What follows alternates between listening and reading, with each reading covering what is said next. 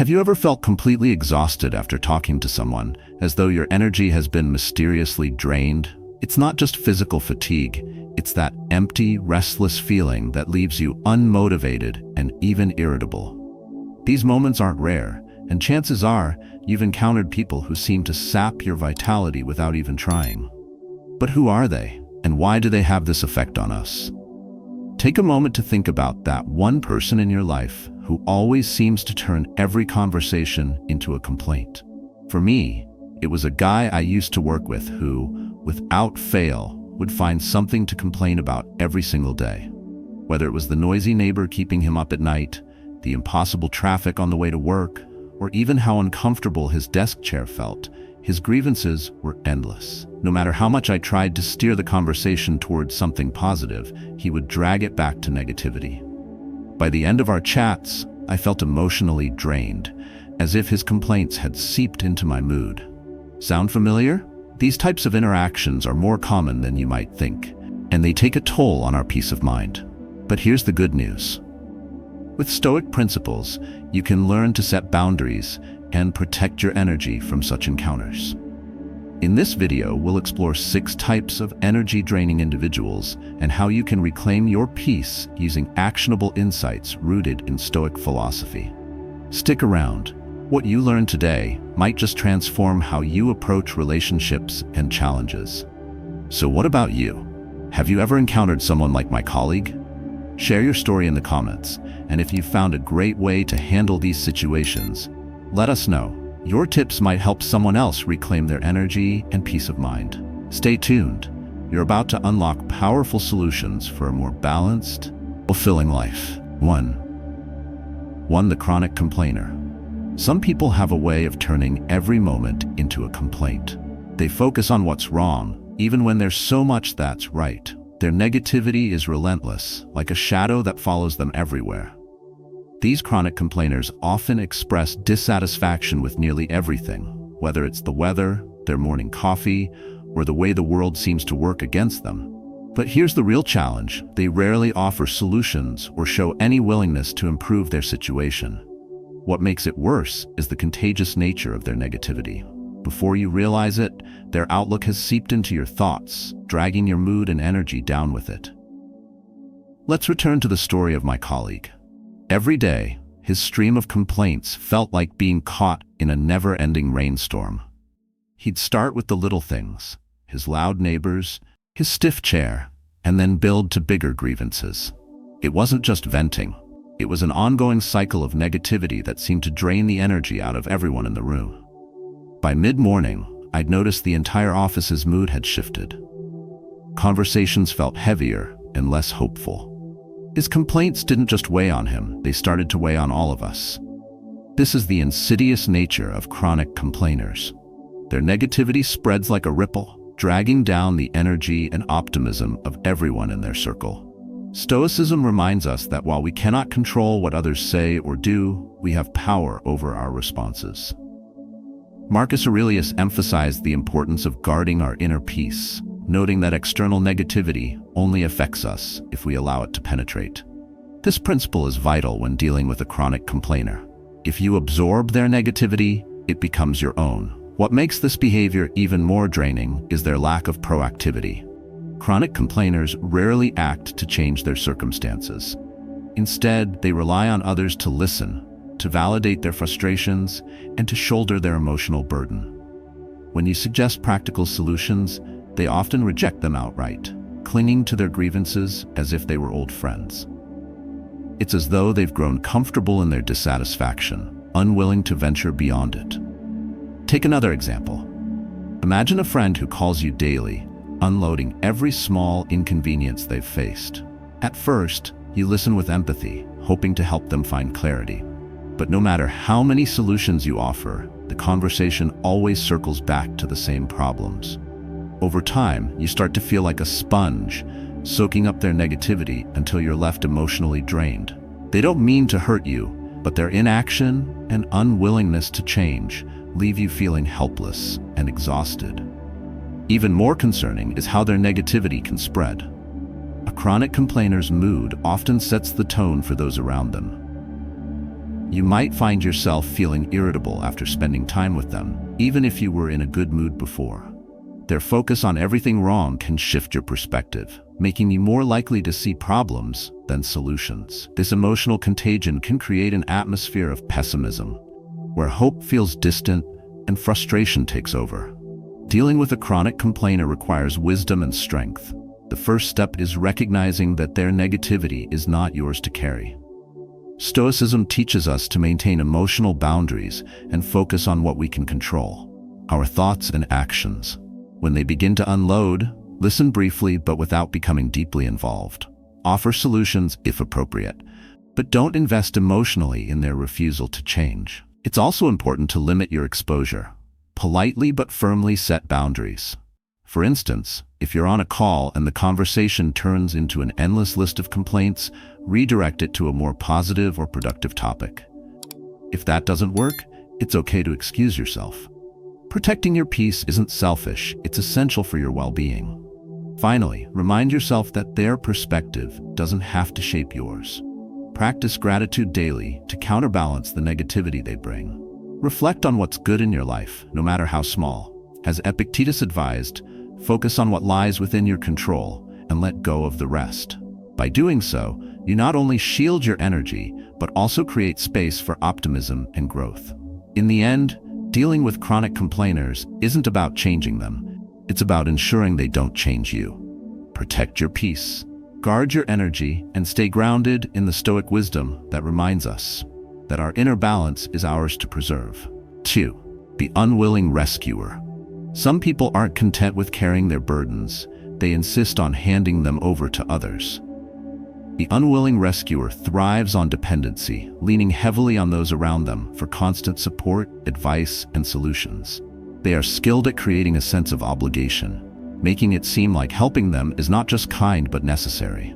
Yet no matter how much effort you put in, their struggles persist. The problem lies not with the circumstances they face, but with their unwillingness to take responsibility. I remember a close friend of mine who once confided in me about a toxic friendship. Her friend frequently sought her advice, whether it was about personal relationships, career decisions, or even minor daily inconveniences. At first, she was happy to help, feeling like she was making a difference. But over time, it became clear that her friend was using her as an emotional crutch. Whenever things didn't go as planned, instead of reflecting on their choices, they blamed her advice. My friend was left feeling both guilty and drained, trapped in an endless cycle of dependency and blame. This is the hallmark of the unwilling rescuer's behavior. They rely on others to take charge of their lives, while refusing to take responsibility for their actions. Stoicism teaches us that self-reliance is a cornerstone of inner peace. Epictetus reminds us that we are responsible for our minds and decisions. When someone repeatedly avoids accountability, they place a heavy emotional toll on those who try to help them. Another pattern that defines these individuals is their tendency to exaggerate. Small problems are magnified into urgent crises, demanding immediate attention. They use emotional manipulation to pull others into their struggles, painting dire consequences if help isn't provided. Their pleas feel genuine, yet their unwillingness to act independently creates a cycle where nothing ever improves. This can leave you feeling powerless and overwhelmed, as though you're constantly putting out fires that are never truly extinguished. Consider the case of a colleague who was known for escalating every issue. Whether it was a missed deadline or a disagreement with a coworker, they would portray it as a catastrophic event. Their cries for assistance often came with emotional appeals, making it hard to say no. But once help was offered, they'd find reasons why it wasn't enough, leaving the problem unresolved and the helper exhausted. Such behavior isn't malicious. Often it stems from fear or insecurity. However, the impact on those around them is profound. The more you engage, the more trapped you feel in their web of dependency. It's easy to lose sight of your boundaries and begin neglecting your peace and priorities. Dealing with an unwilling rescuer requires wisdom and firmness. Stoic philosophy offers invaluable guidance here. Marcus Aurelius often spoke of focusing on what lies within our control. You cannot make someone take responsibility for their life, but you can control how much of your energy you invest in their struggles. Establish clear boundaries. The next time they seek advice or assistance, resist the urge to step in immediately. Encourage them to reflect on their choices and explore solutions independently. When they attempt to manipulate with exaggerated urgency, remain calm. Respond with empathy, but don't allow yourself to be pulled into their drama. Acknowledge their feelings while gently redirecting the conversation toward actionable steps they can take on their own. This approach not only preserves your energy, but also empowers them to build resilience. It's also important to recognize when it's time to step back entirely. If someone continually resists change and drains your resources without making progress, it's okay to create distance. Protecting your mental and emotional well-being is not selfish, it's essential. As Seneca reminds us, our time and energy are finite.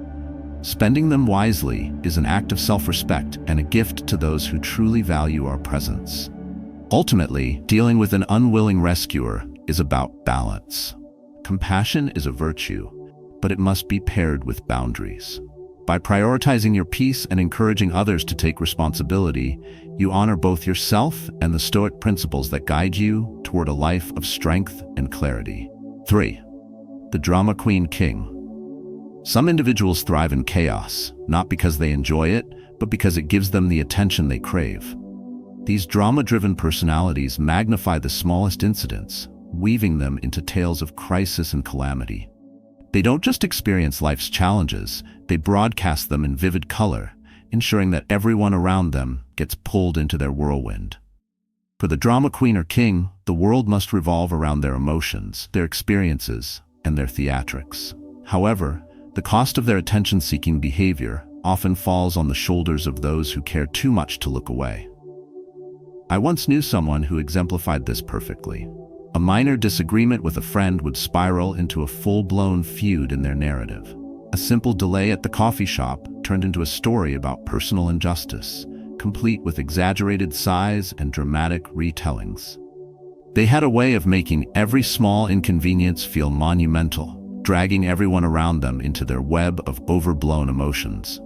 At first, it seemed harmless, even entertaining, but over time, their constant need to make everything about them became exhausting. Their stories weren't about sharing experiences, they were about demanding reactions, sympathy, and validation. I remember one night when this same person reached out late, claiming it was an emergency. They needed to vent about a perceived slight from a mutual acquaintance.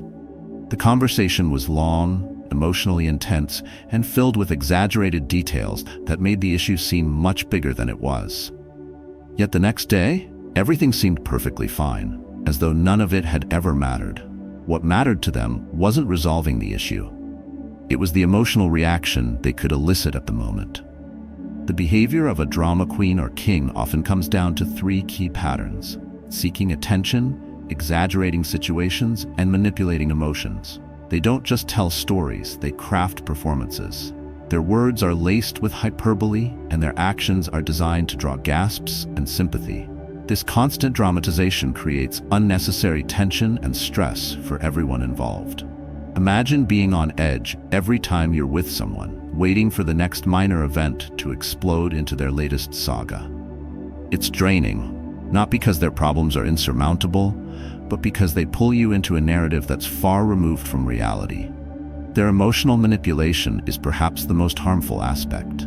They use guilt, tears, and even anger as tools to keep others engaged. If their needs aren't met, they pivot to playing the victim, ensuring that their audience feels both responsible and obligated. For those around them, this creates a cycle of frustration and guilt, a constant push and pull of trying to help someone who thrives on keeping the drama alive. Dealing with someone like this requires clarity and boundaries, 2 principles deeply rooted in Stoic philosophy. Marcus Aurelius reminds us that we cannot control the actions of others, only our response to them. When faced with drama, it's crucial to stay grounded. Resist the temptation to get swept up in their theatrics. Acknowledge their feelings, but don't allow yourself to be manipulated by them. For example, if a drama-driven friend tries to pull you into their exaggerated narrative, respond calmly and with neutrality. Instead of feeding into the crisis, offer a measured perspective. That sounds tough. How do you think you can handle it? This shifts the focus back to them and subtly discourages further dramatization. Setting boundaries is equally vital. If you find yourself repeatedly drained by someone's emotional outbursts, it's okay to limit your involvement. Politely but firmly communicate your limits. I care about you, but I can't always be the one to help you through these situations. By doing so, you protect your energy while encouraging them to take ownership of their actions. Lastly, it's important to recognize that not every problem requires your intervention. Stoicism teaches us to focus on what we can control. The behavior of a drama queen or king is beyond your influence, but how you react is entirely within your power. By maintaining emotional detachment and refusing to feed into their theatrics, you preserve your inner peace and prevent their chaos from becoming your own. In the end, drama queens and kings thrive on attention, but they cannot steal what you refuse to give. Respond with patience, set firm boundaries, and choose to focus on the peace and clarity that Stoicism offers. 4. The emotional critic. Some people don't just drain your energy, they undermine it. Unlike the overt chaos of the drama seekers or the dependent pleas for help, emotional critics wield their negativity with precision. Their criticisms are often cloaked as honest feedback or genuine concern, yet their intent is clear: to focus on your weaknesses, exploit your insecurities, and erode your confidence. These individuals are skilled at finding cracks in your self-esteem and turning them into chasms. A friend of mine once shared his experience with someone like this. He struggled with self-consciousness about his weight, something he rarely talked about but always felt. One of his acquaintances noticed this vulnerability and began making casual jokes, often in public. At first, he tried to laugh it off, but the repeated remarks started to chip away at his self-worth. He felt inadequate, constantly replaying their words in his mind. But over time, something changed. Instead of letting their words define him, he decided to shift his perspective. He asked himself, "Am I happy with who I am?" The answer wasn't rooted in their criticism, but in his journey toward self-acceptance. The emotional critic thrives on finding your Achilles heel. They target your weaknesses with calculated precision, framing their words as helpful advice.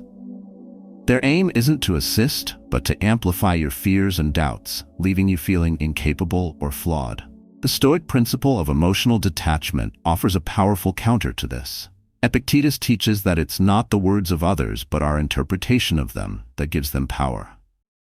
If you refuse to let their words define you, their influence dissolves. Another hallmark of the emotional critic is their relentless judgment. They critique everything: your choices, your actions, even your dreams, under the guise of being constructive. Yet their feedback rarely builds, it tears down. Their focus is always on flaws, not growth. Being in their presence feels like walking a tightrope, fearing the next fault they'll point out. Such negativity isn't just disheartening, it creates a toxic environment that saps your mental and emotional energy. Even more insidious is their ability to disguise their criticism as concern. They phrase their comments as though they're looking out for your best interests, claiming they're being realistic or honest. This tactic is manipulative, forcing you to question whether their words are valid or if you're overreacting. Their concern often comes with a dose of guilt, leaving you feeling as though rejecting their feedback makes you ungrateful. But this isn't genuine care. It's emotional control masked as kindness. One example comes to mind. A colleague who seemed to be a constant truth teller often offered unsolicited critiques about another coworker's work habits. He'd frame his comments with phrases like, "I'm just trying to help," but the underlying tone was dismissive and condescending. Instead of offering solutions or encouragement, he'd leave her doubting her abilities and questioning her worth in the team. It wasn't about improving her. It was about asserting his superiority. To deal with such individuals, clarity and emotional resilience are essential. Marcus Aurelius reminds us that we cannot control what others say or do, but we can control our response. First, separate genuine feedback from harmful criticism. Ask yourself, does this comment help me grow, or does it simply tear me down? If it's the latter, recognize it as noise and let it pass without internalizing it. Setting boundaries is also crucial. If someone constantly undermines your confidence, address their behavior calmly but firmly. For instance, if a friend or coworker disguises their criticism as a concern, respond with, "I appreciate your input, but I feel confident in my choices." This not only acknowledges their comment, but also asserts your independence, cutting off their ability to control your emotions. Finally, strengthen your inner fortress. Stoicism teaches that true confidence comes from within, not from external validation. The more secure you are in your values and worth, the less vulnerable you become to external attacks. Remind yourself that no one's opinion defines your identity unless you allow it to. As Marcus Aurelius wrote, you have power over your mind, not outside events. Realize this, and you will find strength. Dealing with emotional criticism requires patience and self-awareness. By refusing to let their words dictate your worth and reinforcing your emotional boundaries, you reclaim your energy and peace of mind. Their words may be sharp, but their power fades when you refuse to give them weight. 5. The know-it-all. Some people possess an aura of superiority that can quietly erode your confidence and energy. These individuals believe they hold unparalleled knowledge, dismissing others' ideas with a casual wave of the hand. Their words are not just statements, they are proclamations, designed to overshadow and dominate. Engaging with a know-it-all can feel like standing in a room filled with intellectual smog, where your ideas are suffocated under the weight of their certainty. During my first year at university, I was assigned to a random group for a foundational course. The group leader, a senior student, took charge immediately. At first, his confidence seemed reassuring, but it soon became clear that his demeanor was less about collaboration and more about control. Every discussion was steered back to his opinions. He dismissed suggestions without thought, interrupting others mid-sentence. When challenged, his tone sharpened, and he relied on manipulative reasoning to cement his point. What could have been an enriching team experience became stifling, leaving the rest of us feeling insignificant and undervalued. This behavior stems from a need to assert dominance in conversations. Know-it-alls thrive on the belief that they are always right, which feeds their ego and gives them a sense of control. However, Stoicism teaches that wisdom is not about asserting superiority, but embracing humility. As Marcus Aurelius reminds us, it is impossible to learn what you think you already know. These individuals rob themselves of growth by refusing to listen, but their attitude also creates a toxic dynamic that drains the energy of those around them. A key characteristic of know-it-alls is their disregard for the opinions of others. They view alternative perspectives as threats rather than opportunities for discussion. This lack of respect often manifests as condescension, making others feel small or unimportant. Imagine being in a meeting where your ideas are repeatedly dismissed without consideration, your voice overshadowed by someone who dominates the conversation. Over time, this diminishes self-confidence and fosters a culture of intellectual intimidation. Another hallmark of know-it-alls is their relentless need to be right. They approach every interaction as a battle to win, rather than a dialogue to understand. When faced with challenges to their perspective, they become defensive, twisting facts or employing manipulative arguments to maintain their stance. This behavior doesn't just strain conversations, it creates an environment of constant tension where genuine collaboration is impossible. In the university group, our know-it-all leader constantly corrected others, even on minor details. One teammate suggested a creative approach to our project, only to be immediately shut down with a dismissive, "That won't work, and here's why." No alternatives were proposed, just an assertion of his superior reasoning. The team grew quiet, unwilling to contribute further, knowing their efforts would be undermined. This kind of intellectual domination left us frustrated, disengaged, and questioning our capabilities. Dealing with a know-it-all requires a blend of patience, detachment, and firm boundaries, principles deeply rooted in Stoic philosophy.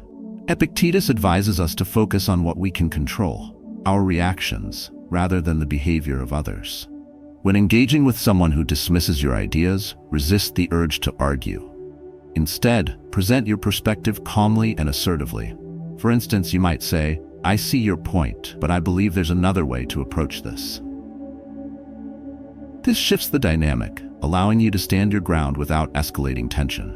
It's also essential to recognize when their behavior begins to affect your well-being. If a know-it-all consistently undermines your confidence, consider limiting your interactions or creating boundaries. Politely but firmly state, "I appreciate your input, but I'd like to explore this idea further before dismissing it." This communicates your value without directly confronting their ego. Finally, protect your inner peace by reframing the situation through a Stoic lens. Know-it-alls are often driven by insecurity, masking their fears with arrogance. Understanding this can help you detach emotionally from their behavior, allowing you to respond with patience rather than frustration. Remember, their need to dominate conversations reflects their struggles, not their worth. In a world where diverse perspectives fuel progress, humility is a strength, not a weakness.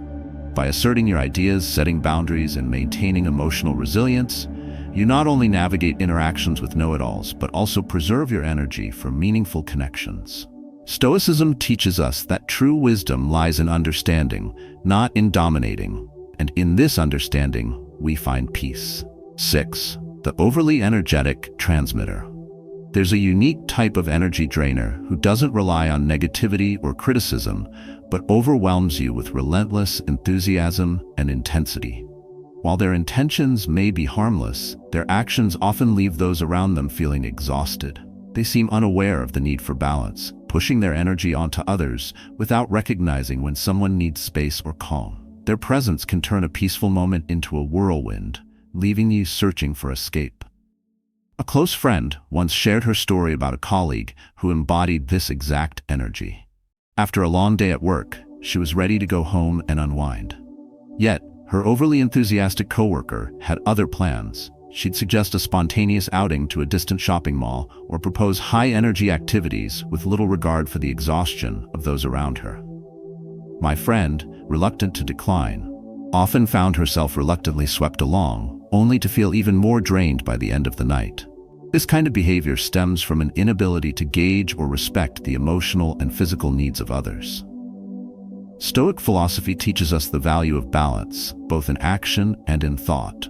As Marcus Aurelius reminds us, if you are pained by external things, it is not they that disturb you, but your judgment of them.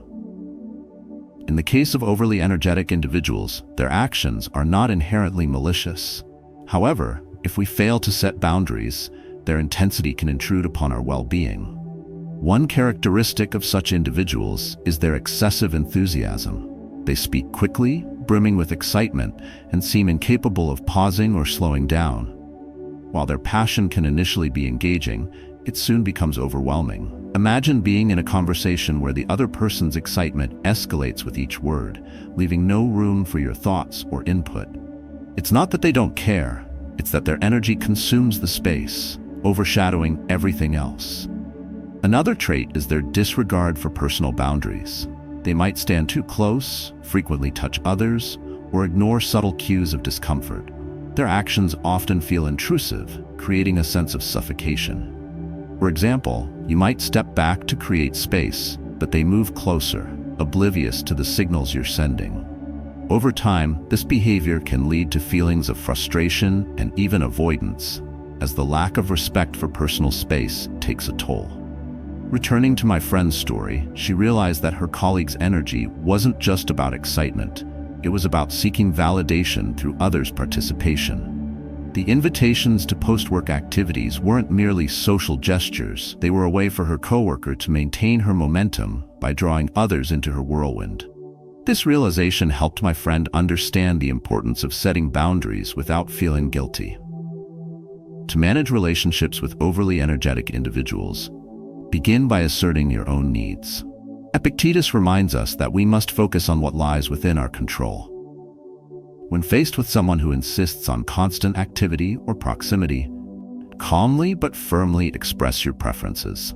For instance, if invited to an outing after work, you can say, "I appreciate the invite, but I need some time to rest tonight." This response acknowledges their gesture while protecting your energy. In situations where their enthusiasm dominates conversations, gently redirect the focus. You might say, "I'd love to hear more about this, but I'd also like to share something I've been working on." This not only creates balance, but also subtly signals the need for mutual exchange rather than a one-sided dialogue. It's also essential to recognize that their behavior is often unintentional. By practicing emotional detachment, a core Stoic principle, you can avoid taking their intensity personally. Instead of becoming frustrated, remind yourself that their actions stem from their perspective, not a deliberate disregard for your needs. This mindset allows you to respond with patience and understanding rather than irritation. Lastly, create physical and emotional boundaries when needed. If their proximity feels intrusive, step back and maintain your space. If their energy becomes overwhelming, find moments of solitude to recharge. As Marcus Aurelius advises, nowhere can man find a quieter or more untroubled retreat than in his soul. Take time to retreat inward, grounding yourself in your sense of peace. Interacting with overly energetic individuals doesn't have to leave you drained. By asserting your needs, maintaining boundaries, and embracing a Stoic perspective, you can preserve your energy while navigating these relationships with grace and composure. Their enthusiasm, while overwhelming, need not disrupt your inner balance. Instead, let your calm presence become a grounding force, both for yourself and for those around you. As we journey through life, the people around us profoundly shape our energy, mindset, and peace of mind. From the chronic complainer to the overly energetic transmitter, each personality brings its unique challenges. Yet, these interactions also present opportunities for growth, self-reflection, and mastery of our emotions. The lessons rooted in Stoic philosophy remind us that while we cannot control the behavior of others, we can control how we respond. When faced with draining individuals, the wisdom of Stoicism encourages us to establish boundaries that protect our inner peace. By maintaining clarity in our thoughts, staying grounded in our values, and fostering emotional resilience, we ensure that our energy is reserved for what truly matters. Marcus Aurelius wrote, "You have power over your mind, not outside events. Realize this, and you will find strength." Let this principle guide you as you navigate these challenging relationships. Begin today by identifying situations where your energy feels depleted. Reflect on how you can apply these lessons in your daily life, whether it's asserting boundaries, practicing detachment, or redirecting conversations with grace. Remember, building this skill is not a one-time event, but a continuous practice. Over time, you'll notice your capacity for calm and focus growing stronger, allowing you to maintain balance even in the face of negativity. We'd love to hear your stories. Have you encountered people who drained your energy, and how did you handle it? Share your experiences in the comments below, not only to inspire others, but to foster a community where we learn and grow together. Let these principles of Stoicism become your compass, helping you cultivate inner peace and resilience. With consistent practice, you'll find yourself living a life of greater clarity, purpose, and unshakable strength.